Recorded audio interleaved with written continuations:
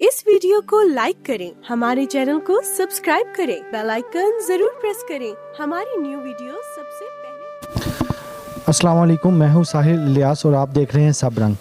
आज मैं मौजूद हूं लाइबा खान के साथ, जिनके साथ जुल्म सितम बहुत कुछ हुआ। ये किसी और ने नहीं किया बल्कि इनके अपने शोहर हस्बैंड ने किया। आज हम इनके पास आए हैं पूछने के लिए, इनसे जानने के लिए इनकी सेहत के बारे में कि ये सब हुआ कैसे और क्यों किया गया, क्या प्लान था, किस वजह से हुआ, ये सारा कुछ किसका हाथ था, किसकी सोच थी। तो जानते हैं इनसे, आइए। अस्सलाम वालेकुम। वालेकुम सलाम। मैम क्या हाल है? अल्लाह का शुक्र, बेहतर हूँ। मैम अभी भी आपकी सोजन है, मतलब नील वगैरह आपको पड़े हुए हैं, तो ये सारा कुछ हुआ कैसे, ये किसका प्लान था? देखें, तशद्दुद जब हुआ तब मुझे खुद को भी नहीं पता था ये किसने करवाया और कौन लोग मुझे हमला किया, जिन्होंने मेरे पे जानलेवा हमला किया कि लाइबा खान को कत्ल कर देंगे।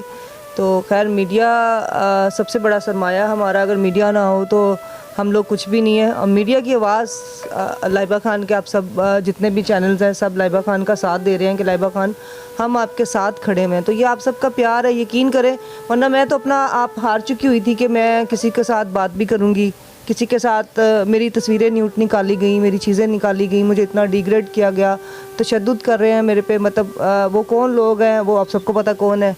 तो जो भी है, मैं यही कहना चाहती हूँ, आवाज़ उठाएं तो पूरी उठाएं, ये नहीं कि खाली स्कैंडल के लिए आएँ तो चले गए। मेरी आवाज़ ये है कि जी मुझे इंसाफ चाहिए, मेरे साथ जितने भी लोग हैं एहसास करें, ताउन करें। आज मैं मीडिया की आवाज़ इसलिए बनना चाहती हूँ क्योंकि आप लोग नहीं है तो लाइबा खान भी नहीं है। लाइबा खान को इस टाइम आप सबकी सपोर्ट की ज़रूरत है। ज़्यादा से ज़्यादा ये इंसाफ दें, उस दरिंदे को सजाएं दी जाए। नहीं, ये सारा कुछ हुआ कैसे? पहले आपको पता था कि ये मेरे पे हमला होगा या कहाँ से आप आ रही थी? ये सब कुछ हम जानना चाहते हैं आपसे। मैं घर से आ रही थी तो ऑलरेडी मतलब अम्मी के घर से आई थी, साथ ही गली में अम्मी का घर है, तो अम्मी के घर से जब मैं आ रही थी तो आती दफ़ा मतलब मेरे पे ये तशद्दुद हुआ। मतलब लोग दो बंदों ने मेरे पे हमला जब किया था तो वो दो बंदे थे और उन्होंने मुझसे इस तरीके से हमला किया है कि मैं आपको बता नहीं सकती। मेरा ये सारा फेस आपने देखा है, अभी तो बेहतर है, काफ़ी डैमेज हो गया था, ये चोटें लगी हुई थी मतलब आज मैं 20 दिन के बाद मतलब पहले तो डर रहा था। इस वाक़ये को 12 दिन हो गए, ये वाक़ये को 12 दिन हो गए। 12 दिन में हमला किया और हमले करने के बाद उसने मेरा फेस डैमेज करने की कोशिश की कि ये काम ना कर सके, क्योंकि मेरा एल्बम कंप्लीट हो रहा था नसीबों के साथ। जब मैंने वो गाना रिकॉर्ड कर रही थी तो मुझे पता चला कि जी ये लाइबा खान आपके साथ ऐसा क्यों हो रहा है। तो लाइबा खान को तो ख़ुद को भी नहीं पता था कि जी उसके साथ ये ज़ाती होने वाली है, वरना मैं वो गली ना बदल लेती कि अगर मुझे जैसे सिद्धू मूसा की तरह कातलामा हमला हुआ है तो अगर उसको पता तो शायद गाड़ी ना बाहर निकालता। किसी को पता हो कि उसकी जान का कोई जानी दुश्मन बना हुआ है तो वो कभी भी घर से बाहर ना निकले। इसके पीछे कौन था? इसके पीछे जिनके नाम लूँगी तो शायद पकड़े भी जाएंगे। तो मेरा यही कोशिश है कि मैं इंशाल्लाह अनकरीब उनके नाम भी ट्रेस करवाऊँगी आप लोगों को। और जिसने ये किया ये तो सबको पता है, मेरे हस्बैंड का काम है ये। तो हस्बैंड कैसे पता चला कि ये हस्बैंड ने करवाया है?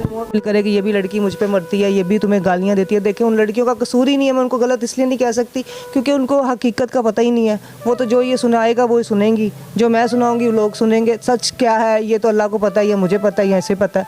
हकीकत यही है कि आप कोशिश करें सब अच्छी एक का नहीं साथ दोनों का तरफ से सुने, और आवाज़ अगर सच्ची हो तो नीयत साफ़ हो तो अल्लाह पाक भी सुनता है। और ये मैं नहीं कह रही कि खाली ये अगर मैं गलत हूँ तो उसमें सबसे बड़ा हाथ उसका है, क्योंकि गलत बनाने वाला वो मुझे खुद है। इंडस्ट्री मैंने ज्वाइन की थी, दोबारा छोड़ दी थी क्योंकि मैंने यही सोचा था कि मैं अब काम नहीं करूँगी, लेकिन इसने कहा तुम घर में रहती हो, तुम बोर रहती हो तो तुम काम करो, तुम्हारा एक नेटवर्क चलना चाहिए। वहाँ से दूसरा मेरे दोस्तों को कह रहा है जी अच्छी औरत नहीं, इसको प्लीज़ इसका साथ मत दें। तो ब्लैक मेलर कौन कर रहा है? वो कर रहा है मुझे, हर जगह पे मुझे मारने की धमकियाँ कौन दे रहा है? वो कर रहा है। तो बेहतर आप मुझे छोड़ दें इज़्ज़त से, आप अपनी ज़िंदगी जिए, मैं अपनी ज़िंदगी जीऊँ बस। तो अभी वो क्या आपसे डिमांड करता है, शोबिज़ छोड़ दें या क्या करें? वो कुछ भी नहीं डिमांड करता, वो कहता मैं नई शादियाँ करना चाहता हूँ। मैं शायद कितनी करना चाहता हूँ, मेरे से कितनी लड़कियाँ रब्ता करती हैं।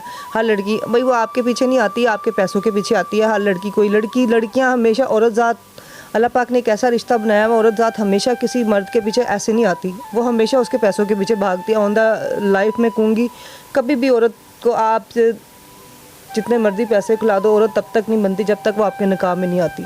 औरत को पैसे खिलाते रहेंगे तो आपकी है, अगर आप उसको पैसे खिलाना छोड़ देंगे तो वो आपकी नहीं है।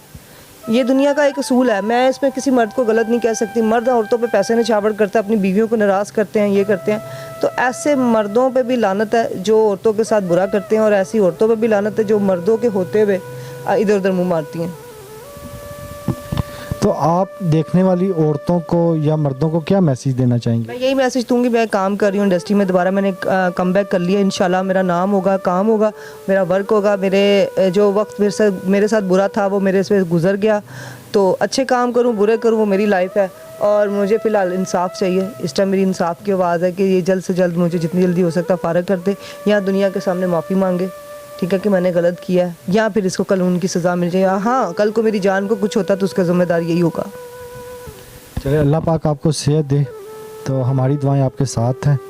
आप देख रहे थे सब रंग, मेरे साथ थी लाइबा खान। मुझे दें इजाज़त, देखते रहिए। अल्लाह हाफिज़।